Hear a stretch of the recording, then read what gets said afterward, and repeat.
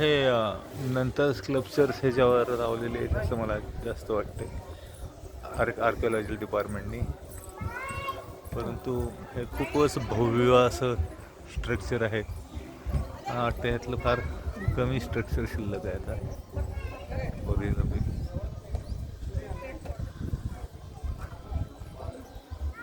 देवळाची right side बघू आपण.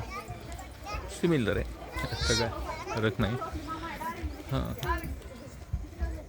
यक्षगणांच्या मूर्त्या इकडं पण ह्या बाजूला आहेत. आता बघायचं हेच आहे की हे मूळ मंदिर आहे का इतर देवळाप्रमाणेच हे जय विजयची मूर्ती दिसते इथं. आणि हे संपूर्ण अखंड पत्थर आहे बघा.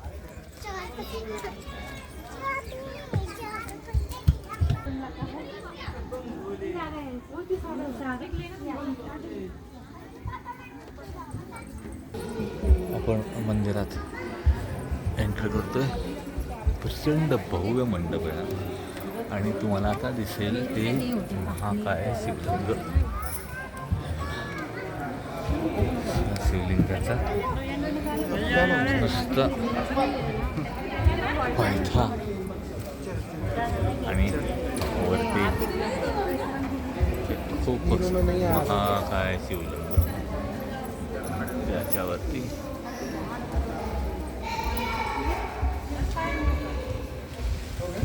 जय शंभो.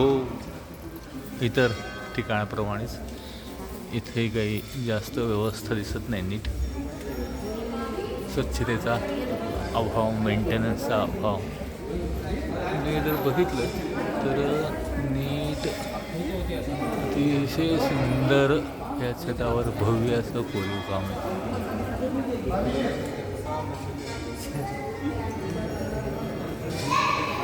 11व्या शतकातलं, आजपासून 1000 वर्षापूर्वीचं हे मंदिर.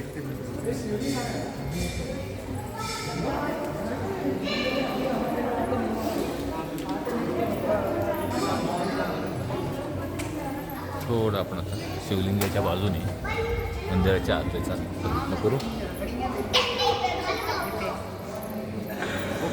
खांबाचा आकार फक्त त्या भव्यतेची जाणीव करून देतोय. आणि ह्या भव्य खांबाच्या वरती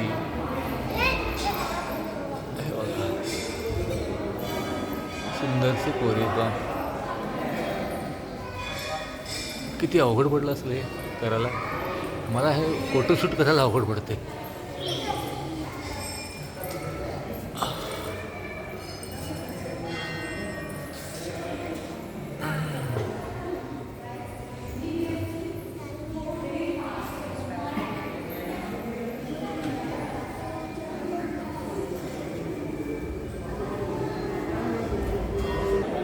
ह्या बाजूने शिवलिंग होता.